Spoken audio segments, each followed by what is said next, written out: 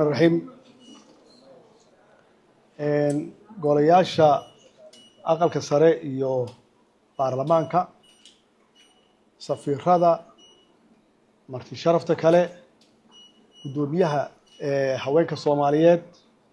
bahda saxaafadda kulligiin waxaan leeyahay assalaamu calaykum wa rahmatullaahi wa barakaatuh.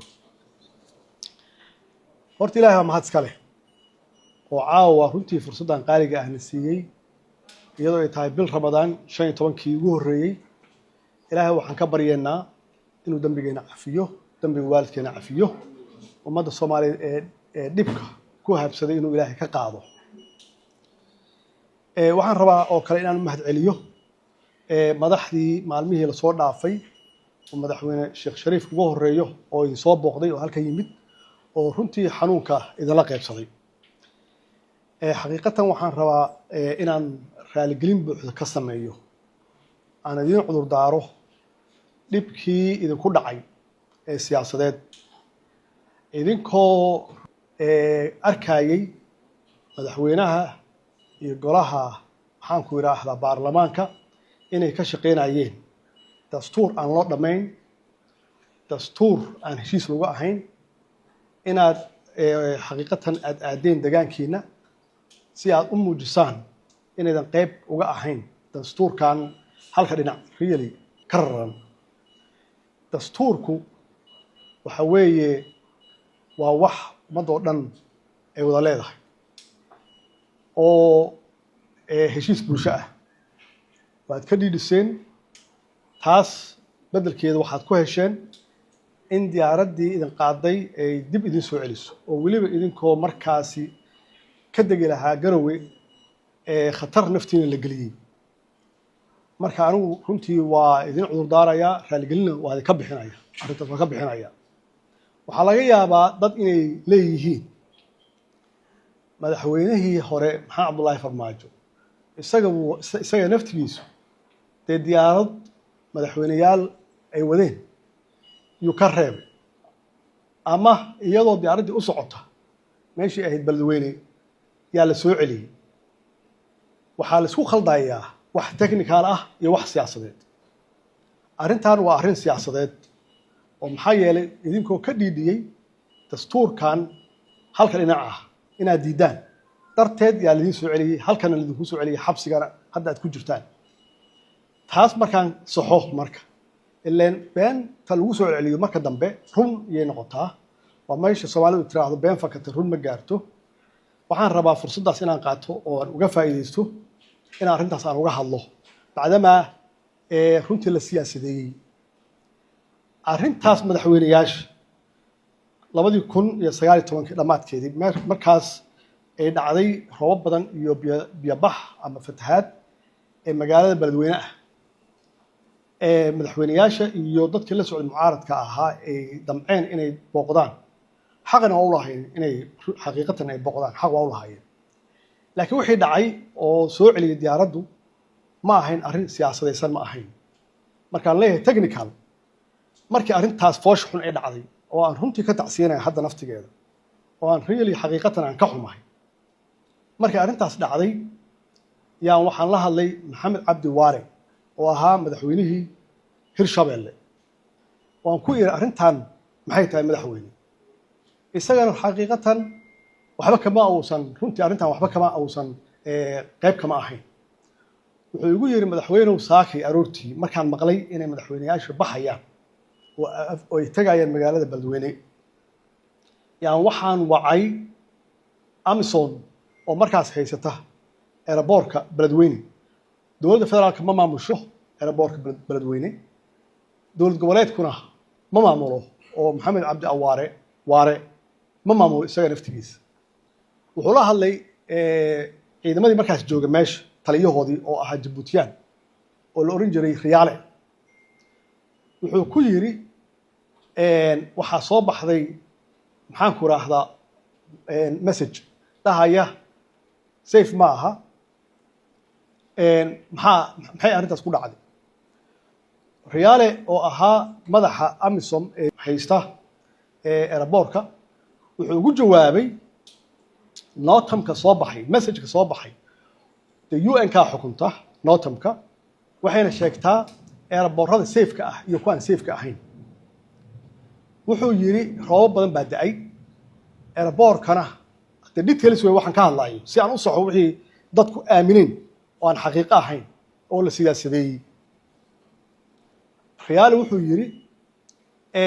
airport dhererkiisu waa 8,800 oo mitir 700 oo mitir in la eg yaa biyo fariisteen marka diyaaradaha yararka ah kama degi karaan diyaaradaha waaweyn oo caloosh weyn oo runtii kaargooga ah kaliya ka degi kara oo militariga ah diyaaradaha yar kama degi karaan saas darteed waa in ilaa duhurkii la sugo si biyaha ay uga baxaan meeshaas waare wuxuu ii sheegay inuu soo wacay madaxweyne xasan sheekh uu ku yiri madaxweynuhu waxaan maqlay inaad baxaysaan arrintaasana jirta airport safe ma aha biyaha fadhiya anigana awoodeeda ma aha mana xukumo airport-ka arrintaas khatarteeda leedahay ogow xasan sheekh wuxuu ugu jawaabay hadalkaasi ama afkaasi waa afkii farmaajo warka igala har warka iga jooji waa tegaynaaye hadda ogaada NOTAM waxaa soo saaray UN-ka ciidamadii meesha joogay oo Jabuutiyaanka ahaa oo riyaal ugu sarreeyeen wuxuu yiri safe ma aha waa wax awoodda waare ka baxsan iyo awoodeydaba arrintaas ay u dhacday oo diyaaradda loo soo celiyay kadib markii la kala gareeyayna waa ku noqotay saasay uga dageen wax dowlad goboleedka Hirshabeelle ay shaqo ku lahaayeen ma aha wax dowladda federaalka ahna ay shaqo ku lahaayeen ma ahayn macnaheedu waxay ahayd arrin technical ah laakiin waa la isticmaalay waa la siyaasadeeyay waxaa laga dhigay madaxweynayaashii naftooda in khatar la geliyay anigana naftigayga aan qayb ka ahaa marka laba arrimood isla ma aha arrintan waa siyaasadeysan tahay xildhibaanadan sharafta leh oo damcay inay aadaan deegaankoodii wada tashi ay la galaan dowlad goboleedkoodii arrintan dastuurka aan ay ka hadlaan waa la xanibay siyaasad baa lagu xanibay laakiin taasi waxay ahayd arrin technical ah UN-ku ay qayb ka ahaayeen AMISOM-na ay qayb ka ahaayeen marka saas darteed waxa weeye inaan uga faa'iideysto arrintaasi inay ahayd technical arrintaana ay tahay arrin siyaasadeed marka dadka isku khaldaya oo leh farmaajo kama hadli kara hawshaan waxba kama jiraan maxay u socdeen marka waxay u socdeen waxay arkayeen dastuur hal dhinac ka raran dastuurkana waxa weeye waa wax la wada leeyahay wax jujuub iyo xoog lagu ansixiya ma aha wax la iibsadana ma aha wax ansax waaye la yidhahdana ma aha ansax waxa weeye waxaa la yidhaahdaa wixii shuruuc iyo xeerar ah laakiin arrintaani dastuurka la leeyahay waa arrin midnimada Soomaaliya iyo wadajirkeeda aasaas u ah haddii marka aadan ka shaqeyn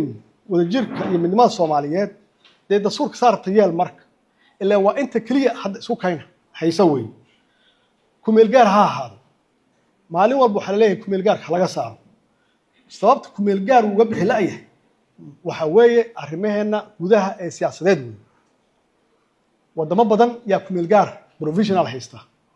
waxaa ka mid ah South Sudan waxaa ka mid ah Sudan waxaa ka mid ah Libya waxaa ka mid ah Syria intaasna waxay qabaan duruufaha qabno sababta ay u leeyihiin kumeel gaar ama provisionalna waxay tahay iyagii baan is ogolayn saas darteed markii dadku is ogolaado oo dadku ay walaaloobaan ay ku heshiyaan hal dawlad iyo hal nidaam iyo hal system markaas way marka laga saari karo maxaan ku raahdaa dastuurka provisional laga saari karo la gaarsiin karo inuu yahay dastuur dhameystiran madaxweyne walba waa fahmi karaa marka uu ballanta qaadayo uu doorashada galayo qof kasta musharaxa wuxuu yiraahdaa waa qabyatiraya waa dhammaystiraya macnaheeda dhammaystirku ma aha inaad qorto hal habeen baa lagu qori karaa saacad yaa lagu qori karaa inteena qori karnaa laakiin culeysku wuxuu ka taagan yahay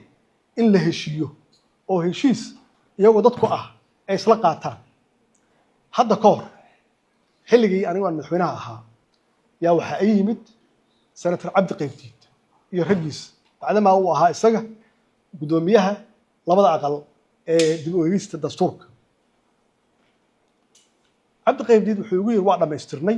senator cabdi qaybdiid wuxuu yiri waa dhammaystirnay hawshii waa noo dhammaatay waxaa noo harsan inta keliya oo loo baahan yahay in laga heshiiyo oo ah siyaasad oo ay ka wada hadlaan oo ay ka heshiiyaan dowladda dhexe federaalka iyo dowlad goboleedka annaga waa naga soo dhammaatay waxaa loo baahan yahay markaan in arrintii siyaasadda waxa la wada leeyahay waxa la kala leeyahay waxa gaar loo leeyahay in lagu cayimo lagu caddeeyo dastuurka oo iyadoo heshiis lagu yahay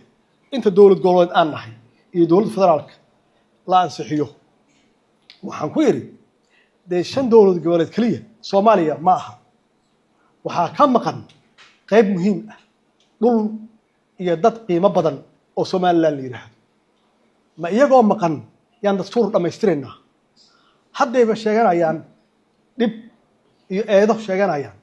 oo loo baahan yahay inta la fariisto oo la xaalo waliba la xaal mariyo oo wixii la galay oo dib ahaa oo sheeganayeen in la fariisto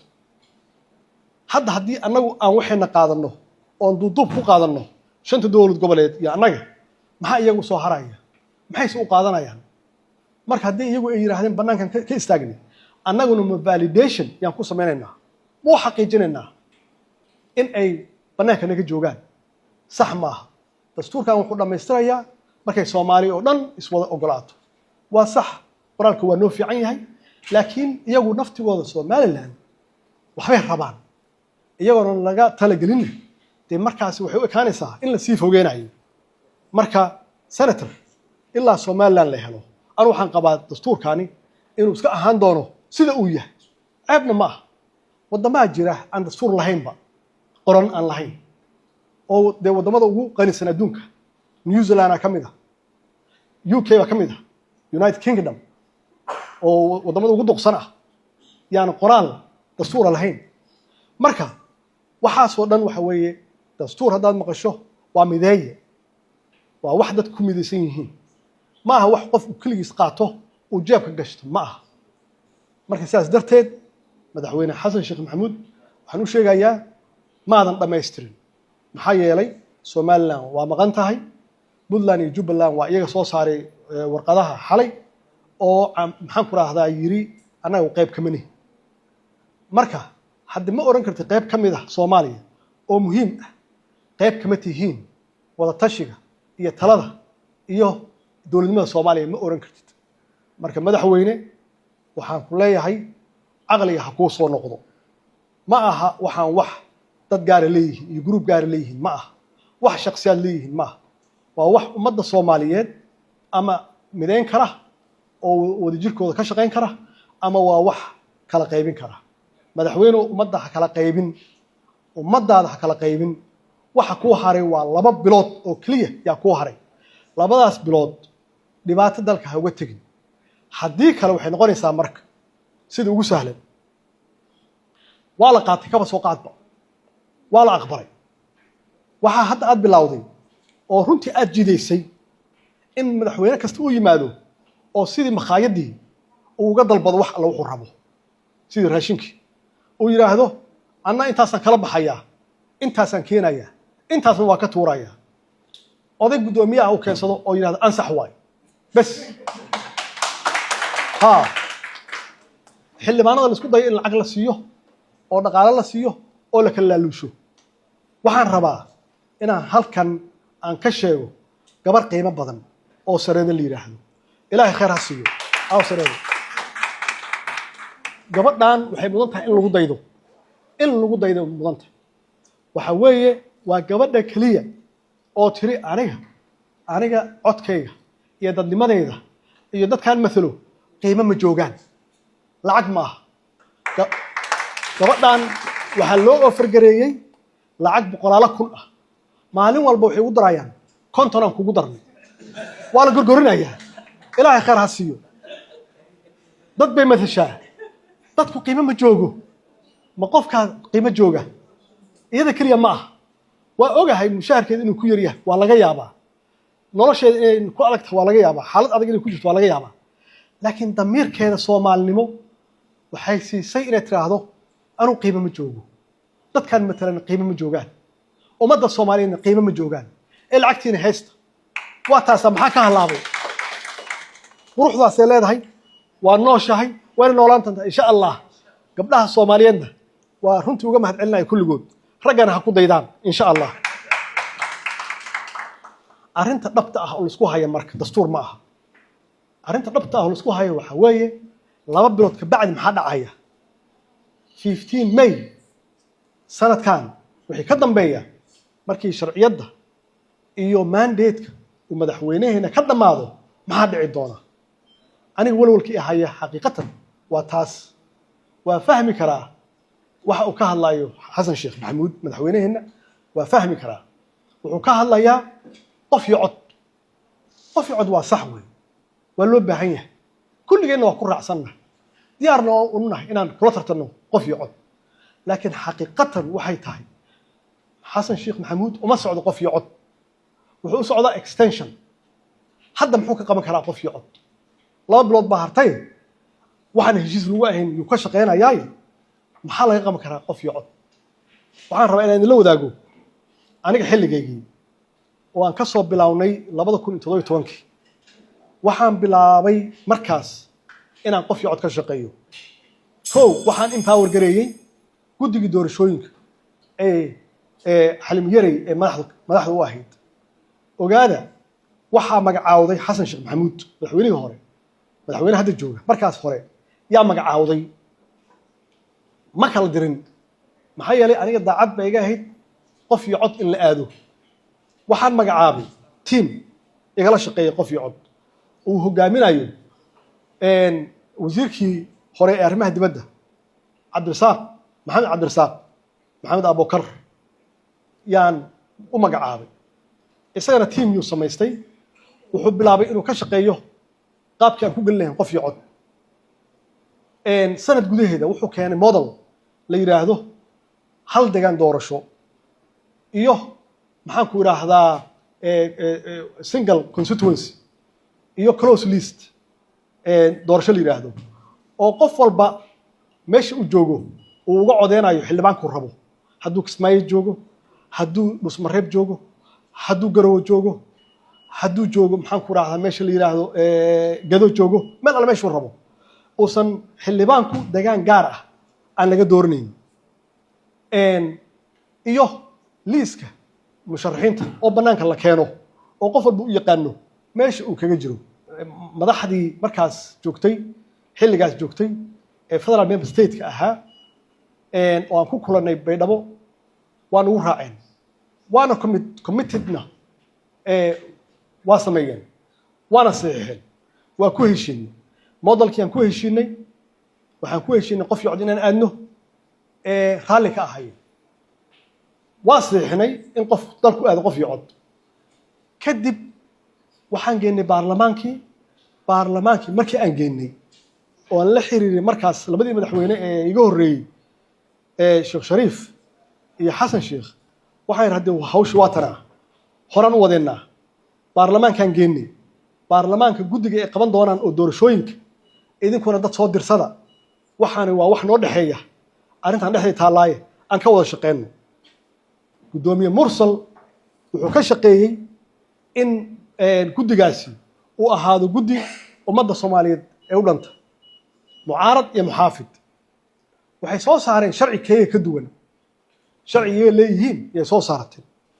sharciga markay soo saareenna waa ansixiyay oo waa saxiixay kadibna waxaan bilaabay in aan la hadlo madaxdii iga horeysay Sheekh Shariif iyo Xasan Sheekh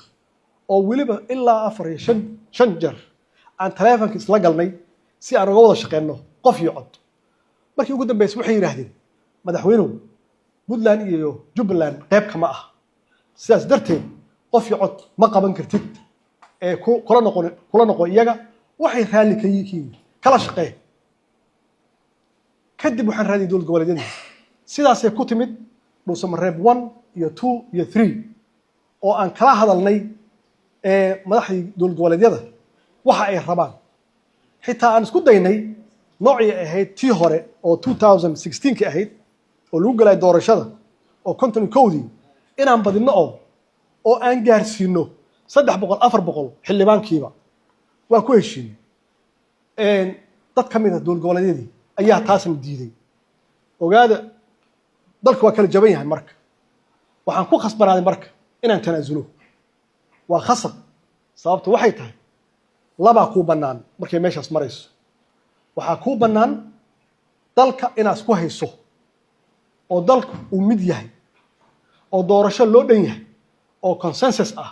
oo wada ogol ah in la galo iyo dalku inuu galo parallel process oo uu kala tago dalku kala tago oo midnimadii iyo wadajirkii dalka ay meeshaas ku lunto waxaan ku khasbanaaday in dowlad goboleedyadii iyagu ay soo qortaan noocii ay rabeen anigoo fiirinaya sidaan isku hayn lahaa dalka inaan isku hayo dalka yaa ii muhiimsan iyo inaan helo anigu waxaan rabo iyo waxaan jeclahay taasaa keentay in doorashadii dadbanayd oo September 17kii lagu heshiiyo insha Allah waxaan sameyn doonaa interviews yaan sameyn doonaa wareysiyaan sameyn doonaa oo si details aan uga hadli doona insha Allah mustaqbalka laakiin madaxweyne xasan sheekh maxamuud labadaas u banaan mid saddexaad madaxweynuhu kuma banaana waxa ku banaan inaad dalka isku hayso dowlad goboleedyadaas hadda jooga inaad u yeerto oo aad talada siiso oo talada dhexda aad dhigto madaxweynuhu waxa ka dhabeynay hadalka madaxweyne Donald Trump uu yiri Soomaaliya dowlad ma laha arrintaas arrin adag weey madaxweynahaasi wuxuu aaminsan yahay annaga inaan dowlad ahayn laakiin run ma ah dowlad waan nahay adaa madaxweyne noo ah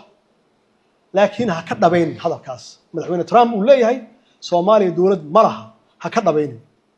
haddii aad jidkaad ku socoto ku sii socoto xaqiiqatan Soomaaliya waxay ku tagaysaa jid khaldan ama jid soo jarmay iyo ku tagaysaa halkaasna waxa rumoobaya hadalkiisa madaxweynahaas oo yiri Soomaaliya dowlad kama jirto arinta saxda ah waxay tahay inaad noqoto oday Soomaaliyeed inaad noqoto madaxweyne tanaasul inaad noqoto oo dadkaaga isku haysato duruufo badan iyo xaalad adag yaa la galay cadow shisheeyaan saynaa dadkaaga u yeero doorashadaani kaliya ma qaban kartid doorasho aan lagula lahayn oo aan qayb laga ahayn oo Soomaali u dhameyn oo wada ogol aan ahayn consensus aan ahayn madaxweynuhu ma qaban kartid haddaad isku daydo 2 bilood baa ku harsan waxa ku sugaya ummadan Soomaaliyeed oo dhiban oo maciishadu cirka u martay waxa ku sugaya dadka la barakiciyay yaa ku sugaya dad badan oo cadow yaa ku sugaya shabaab ku sugaya madaxweynuhu hadda waa fiicanta horena waa ku sheegay hadda libaxad waxba diidi kartaa madaxweynuhu bisad ha noqon anaa soo arkay meeshaas ha noqon halkaas ha aadi halkaas wax fiican ma aha hadda waxba haysataa adigu waxba dhihi kartaa saana rabaa hadduu waqtiga ka dhamaado madaxweynuhu bisad baad noqonaysaa annagana kuma rabno inaad bisad noqoto arrinta ku xigtaan aan rabin ka hadlo waxa weeye arrinta barakacayaasha dadka masaakiinta ah oo tabaalaysan oo maciishada ay qaali ku tahay nolosha inay qaali ku tahay dadkaasi haloo nox yaa la barakicin madaxweynaha dalka madaxweyne ka ah dadkan dadkaagii waay iyaga ku doortay sharafkoodii magacoodii yaad kuwan tahay karaamadooda haysataa maamuuskooda haysataa mar alla marka adduunka aadayso oo red carpet lagu dhigayo ogow gabadhaas masaakiinta ah ama carruurtaas Soomaaliyeed oo tabaalaysan oo barakicisay magacooda way ogow aniga cid ii dhigaysa carpet ma laha dadkan wax carpet u dhigaya ma laha laakiin adiga waxaad nooga duwan tahay dadkaas tabaalaysan yaad matalaysaa therefore waxaa laga rabaa inaad daryeesho inaad u naxdo inaad u adeegto yaa laga rabaa maxaa yeelay ilmaha Soomaaliyeed oo la barakicinayo adaa mas'uul ka ah waa ilmahaagii way adaa yiraahdaa mas'uul ka ah adaa qaad mas'uuliyadoodii adaa u dhaartay arrinta ugu dambaysa abaaraha aan ku soo gabagabeynaya madaxweyne wali adiga mas'uuliyad ka saaran tahay inaad abaabusho dadka Soomaaliyeed oo aad ku kiciso hadday yihiin ganacsato iyo cid walbaba aad baraarujiso in dadka tabaalaysan oo abaaraha dhibaateeyeen in la isugu tago oo loo gurmado waxaan ka codsanaynaa inaad campaign-kaas adigu hormood ka noqoto anuse waxaan gaarsiinayaa shacabka Soomaaliyeed meel kasta ay joogaan dibadda gudaba ummadaas tabaalaysan ee abaaruhu dhibaateeyeen xoolihii waa ka dhamaanayaan mar dhow waxa ku xigay dadkii ha loo istaago waxa weeye qof kasta oo Soomaali ah oo awoodi kara ha ka qayb qaato khaasatan dadka diaspora ah halkii booyad waa $80 ama $150 meesha ugu daran waa awoodaan qof walba ha qaato in uu hal booyad meel alla meeshuu rabo uu gaarsiiyo si dadkaas tabaalaysan biyo loo gaarsiiyo waa mahadsantihiin hadalka intaas ku egyahay wasalaamu calaykum waraxmatullaahi wabarakaatuh